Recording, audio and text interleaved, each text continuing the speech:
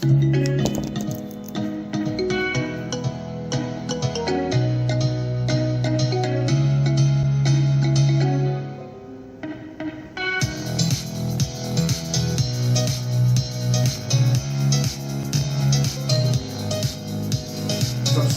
like, and share. Remember to click the bell, please.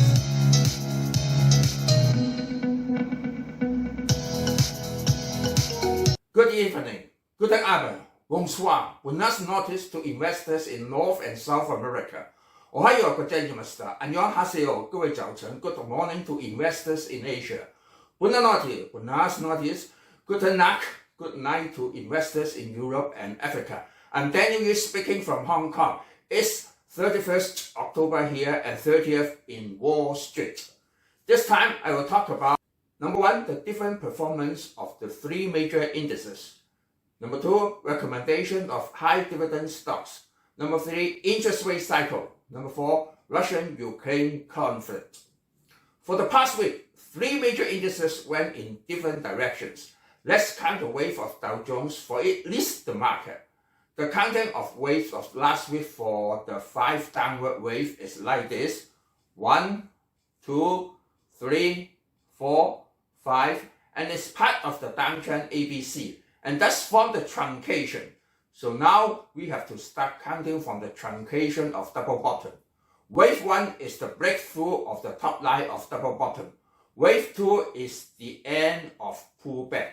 Wave 3 is near the previous high, also the breakthrough of Ichimoku cloud and Fibonacci series of 0.618.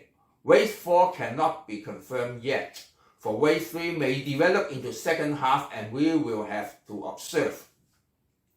For S&P, the down channel is flattening recently to form a horizontal platform, but the bottom can be seen on October 13 at 3491. This is not a truncation, but reverse head and shoulders trending downward. For details of truncation, please refer to my teaching videos A4, A5, A6, A7, and A12. There will be concise explanations step by step with the electronic handouts. Mind that for S&P, wave 1 should not start inside the head and shoulders and should start over the neckline. This is the intersection of Tankan-san and Kinju-san of Ichimoku, and thus will be more logical. Some people said it's very hard to learn Elliott wave, for it is hard to determine the starting and ending point of a wave. Wave 3 is still developing, and we have to observe. There's a one-word secret for Elliott wave, which is by reasoning.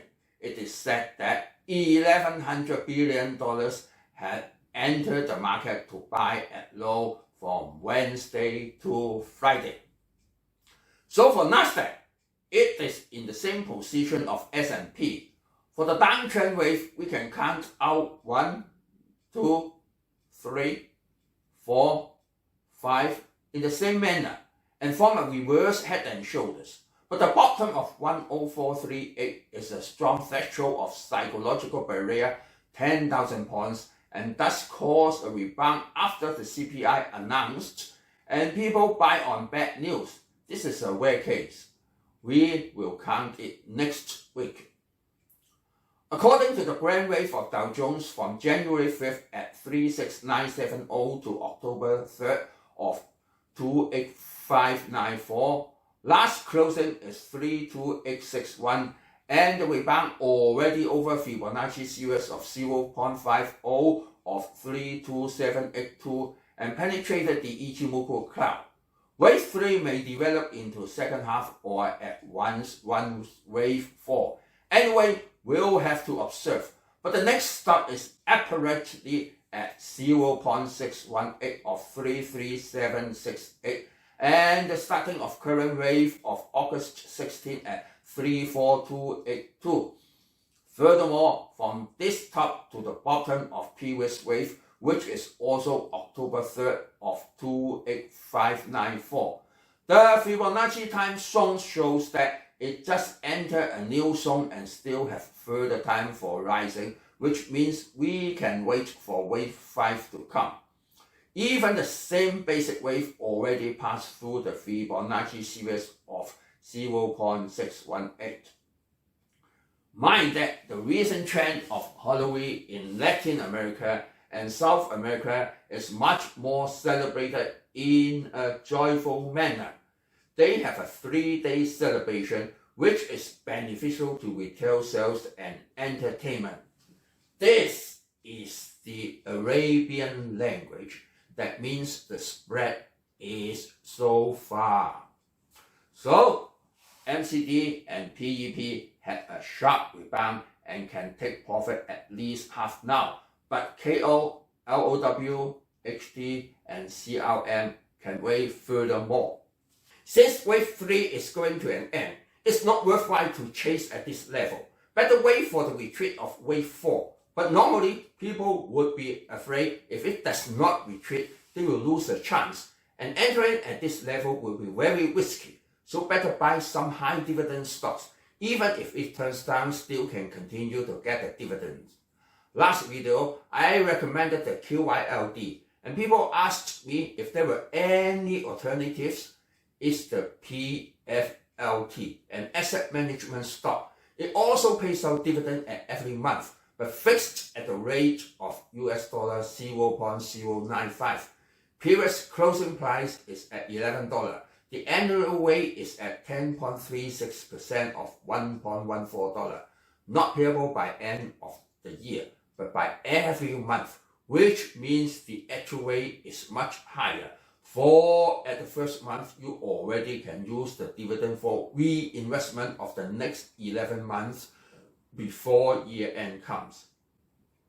The average annual rate of the same industry is just 9.24%.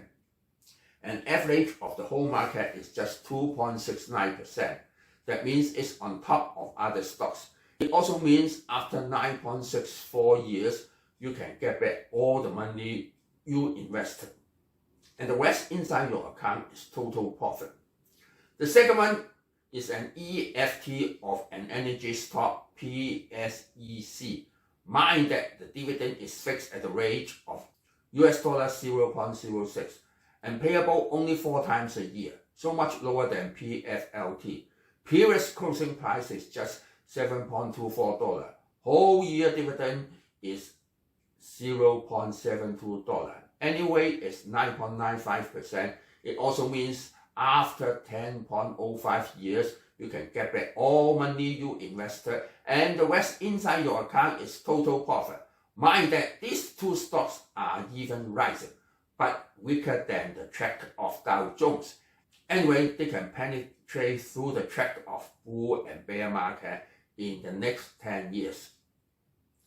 For interest rate outlook, 2 Democratic senators, Sharon Brown and John Hickenlooper, sent letters of complaint to Fed Chair Powell of too high an interest rate. However, former Treasury Summers made defense for the fact that politicians should not interfere the independence of the Federal Reserve. For GDP of Q3, quarterly rate was announced at 2.6%, which jumped out of minus 2.6% of Q2. It is a good news that it is out of recession now, but bad news for it may cause inflation. However, the year rate keeps flat at 1.8%. But what the Fed cares most is the core PCE of September grew from 4.9% to 5.1%. Even the annual change of September keeps flat at 6.2%, and thus turn the news to bad news. Even the CPI announced in mid-October was from 8.3 to 8.2%. Details can be seen in the US Stock Express day by day. So we have to observe. The change may come someday, but the nearest day will be on November the 1st to 2nd, the FOMC meeting. Even though which speeches have been released, the market still expect the interest rate will increase by 75 base points. And for December 13th to 14th meeting will be of 15 base points. As for Russian-Ukraine conflict, for the time being, the chance of entering into nuclear war is not so great. Ukraine is in upwind, so they are not eager for peace talk.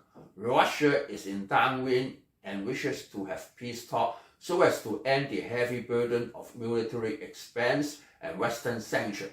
So mind the progress of G20 summit in Bali of Indonesia from November 15 to 16. Biden and Putin will turn up as basic members and Zelensky will turn up as a guest, but no side meeting for peace talk is confirmed yet. How long can the current rebound last? This question is not easy to answer, but basically most people agree that next year will have a great chance to enter into recession. The fluctuation of coming week will be quite large because of the FOMC meeting. Keep calm and carry on. Wait for the statement on November the 2nd and press conference of Powell. Mind that there will be no projection materials this time. Sayonara, auf Wiedersehen, adieu, bye bye. See you next week.